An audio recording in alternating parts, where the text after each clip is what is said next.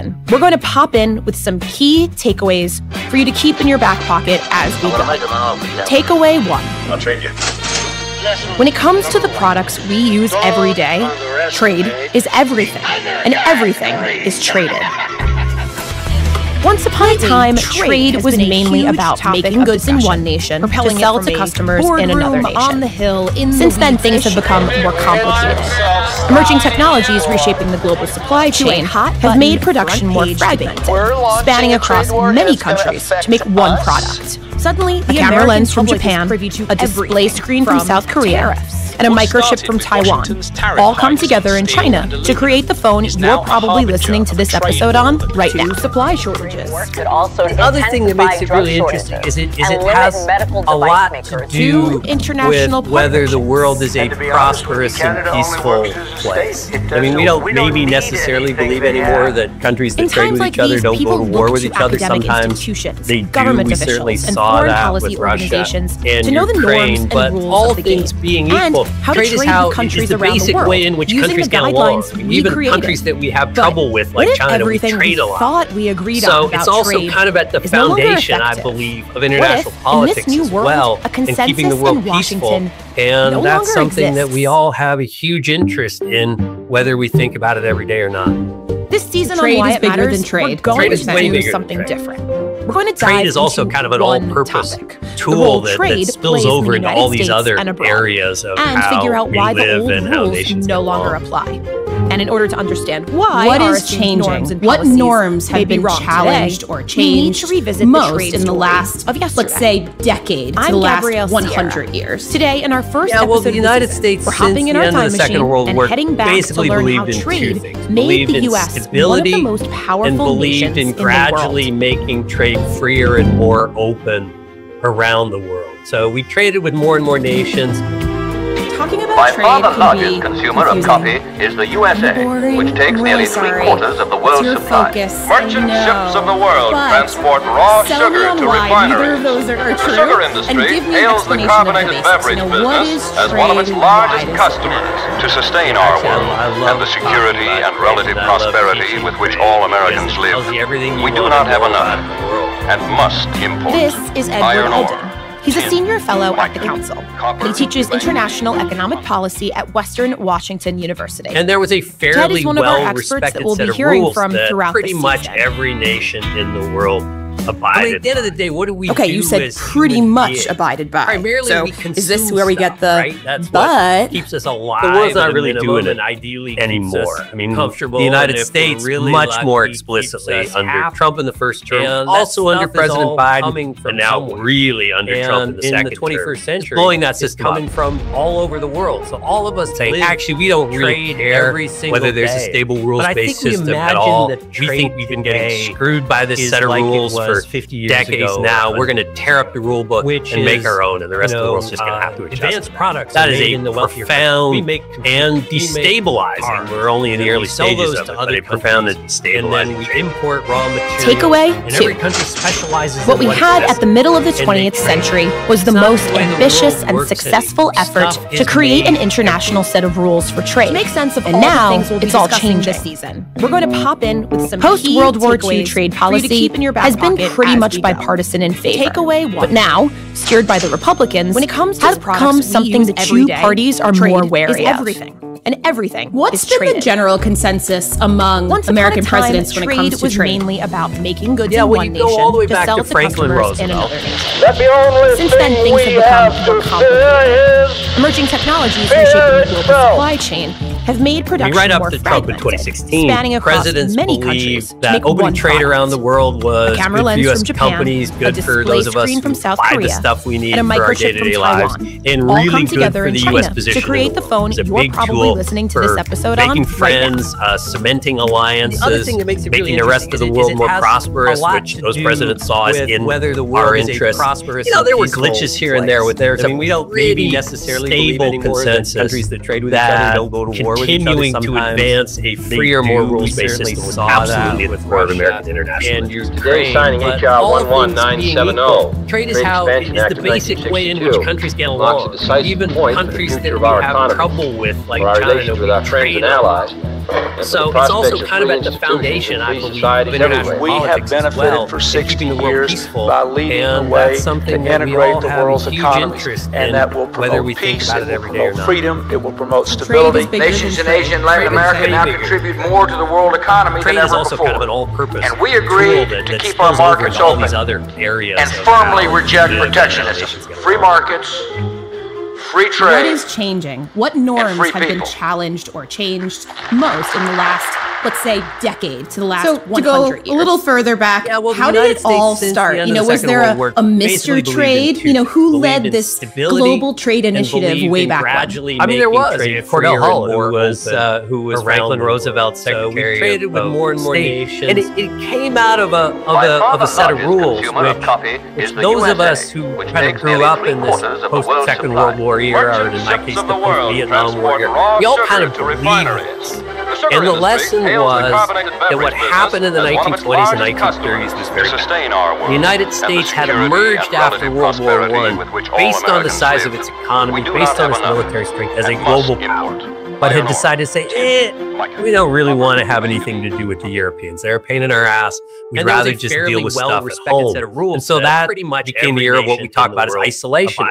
The United States put in place a series of high tariffs, which are the duties, the taxes that get charged on import anymore. I mean, everybody learns in high school about the smooth poly tariff, but in 1922 there was the Ford-Macumber tariff, which was almost as severe as the smooth poly tariff. So the United States put taxes on imports. The rest of the world did the same, actually, we and don't then really we care saw the rise of whether there's a fascism in stable Europe and the rules-based descent system of the at Second all. World War. We think we've been getting According to screwed by Ted, this we set all of learned rules about the for Smoot-Hawley decades tariff now. in We're high gonna school. tear up the But rule if you're book like me and have make our own, literally and the zero rest of the memory world of is it, gonna have maybe to you'll do remember this scene That is a from Ferris Bueller's profound Day Off. and In destabilizing. We're only in 1930, the early the stages Republican-controlled of it, House but of a profound and Representatives, in an stabilizing effort to Takeaway alleviate the effects of the What we had at the middle of the 20th century Great was the most Depression ambitious and successful passed effort the- to create an international anyone? set of rules for trade. Anyone? And now tariff it's all bill, changing. the Hawley-Smoot Post-World War Tariff II Act, trade which policy has been pretty anyone much raised or bipartisan in lowered, favor. But now, raised steered by the tariffs Republicans, in has an effort become to something the collect more two revenue parties from are the more federal wary government. of. Did it What's work? been the general Anyone consensus know the among effects? American presidents when it comes It to did trade? not work, and the United States Yeah, well, you sank go all the deeper way into back the to Great Franklin Depression. Roosevelt. Anyone? Anyone? Hope that jogged your memory. So the people around Roosevelt, I mean, right up to notably Trump in Cordell Hull, but there were many presidents others, came to look at that set of trade events around and say, the this world was really bad. good for U.S. We made some companies, stupid good for mistakes those of us who that when buy the countries stuff we begin need to, for in our effect, day-to-day go to war lives, with each other over really trade. good That's for the kind of US what you're position doing in the world. when you It's a put big tool tariffs in place. for You're saying we want making people to buy friends, our products, not your cementing products. alliances, Came to be known making as the what's rest of called the world beggar more thy prosperous, neighbor which strategy. most presidents So saw as in affect effect, your your economic interests. policies there were glitches are here and there hurting with there's your a neighbors. pretty That came to be seen as a very consensus bad thing, which contributed to the environment that led into the worst war that the human race has ever seen. And so there was a determination coming out of the war not to make that set of mistakes again, and to build a different system that it was hoped would prevent the same sort of stupidity in the future that we had seen in the 1920s and 30s. I am very proud, the country is very proud, of the splendid way in which you led the American delegations to the World Economic Conference. I thank you most sincerely, Mr. President. I think that each of the important countries will soon be coming along hand in hand, elbow to elbow, with our country in its tremendously constructive efforts to restore our domestic economy To go a to little a further practical back, and how normal did it basis. all start? Was there a Mr. Trade? Who Okay, led maybe this is a silly question. global trade Two-parter. initiative way back How when? much are we actually getting from other countries Cordell Hull, versus who was making Franklin here Roosevelt's homegrown? Secretary of And let's State. say we And just it said came we're going out to of shop a local. set We're not of getting rules, anything from which anywhere else. Those of us who kind of grew up Could we in do this that? post-Second World War era, or in my case, yeah, if we're willing to pay a high enough price. And the lesson was relatively that what happened in the 1920s and 1930s the United was very States bad. is a The United more States had emerged self-sufficient after World War economy I based on the size of its economy, we're based on its military strength as a diverse country. But had what they call the trade to GDP ratio. So that's the size of trade, exports plus imports, as a percentage of the economy. So that is about 25% in the United States. Put in place most countries have 70, 80, 90 above that. Canada, it's around 70%. Europe is high as well. So most countries are actually quite a bit more dependent on trade, which was almost than is the United States. So if we decided, and this is I think part of Trump's calculation, if we're going to go down that direction of autarky is the economic term for countries that are self-sufficient to make.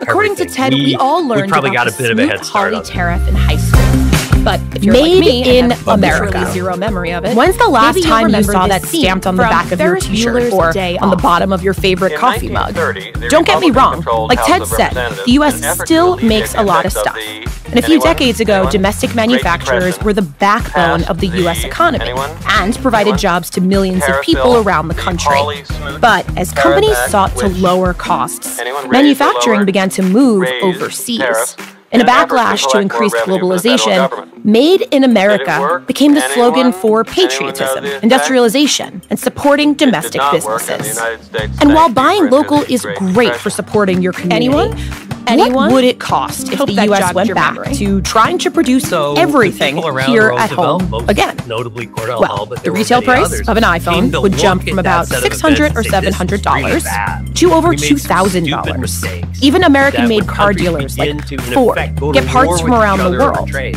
That's kinda Shifting what production you're and the doing manufacturing when of you parts put tariffs entirely in to the place. You say, U.S. "We want would people to increase buy the our cost of their products, cars not your by products." thousands, if not tens of Maybe thousands notice of what's called dollars. thy neighbor strategies. So in effect, your economic policies are hurting That your said, neighbors. we also That came to be have seen as a very the bad largest thing, multinational which contributed to the companies in the environment world, that and led into the multinational war means that just the that. human race has It ever means seen. they're sourcing And so products there was a from all over the determination world. coming out of the war not They've to make got that set of factories mistakes all over again, the world. and to build There's a an awful different lot of stuff that's system absolutely that critical would to prevent us the same that sort of we don't make. stupidity in I the mean, we future saw that we had that seen in the 1920s. in the early stages of I'm COVID very when the United proud, and States the country didn't is have very mask proud. production. We had to Splendid import way all our in which masks you that led other the countries were American hoarding delegations to the or World Economic ventilators. We Conference. didn't have enough ventilators. We I didn't make thank you most ventilators. sincerely, Mr. Didn't make President. them at the scale that we needed to be able to make them to respond to the crisis. So, you know, if you were to try to go down that road, there would be massive, massive disruption. There'd be a whole bunch of companies that exist today that simply would not work. Takeaway 3. Trade has a domino effect.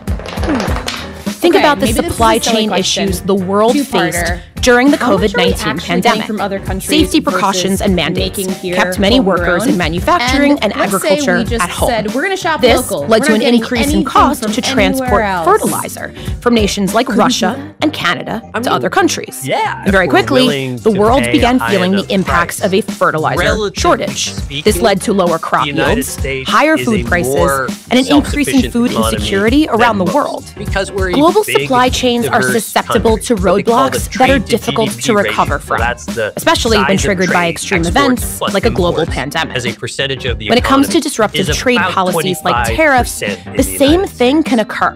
Most Take the countries auto in industry for 70, for example. 80, I mean, Ford and 90 General above Motors that. in Canada the Midwest are 70%. completely integrated with their operations on the Canadian side of the border. Actually quite a bit Every more dependent vehicle on they trade make than is using the parts United that come States. from the So other country. if And often we their parts that go back and decided, forth and this is, multiple I think, times. part of There's Trump's one calculation, if we're you know, going to go adaptation down performed that in direction Canada, of and the part comes in the United States and it's changed again, and then eventually assembled into a vehicle in Canada or vice versa. We probably in the got a United bit of a States. head start You on that. bust that up by putting tariffs in place. Made and the in entire America. business model of When's Ford the and last General time you Motors saw goes that up in stamped on the smoke. back of your t-shirt or on the bottom of your favorite coffee mug?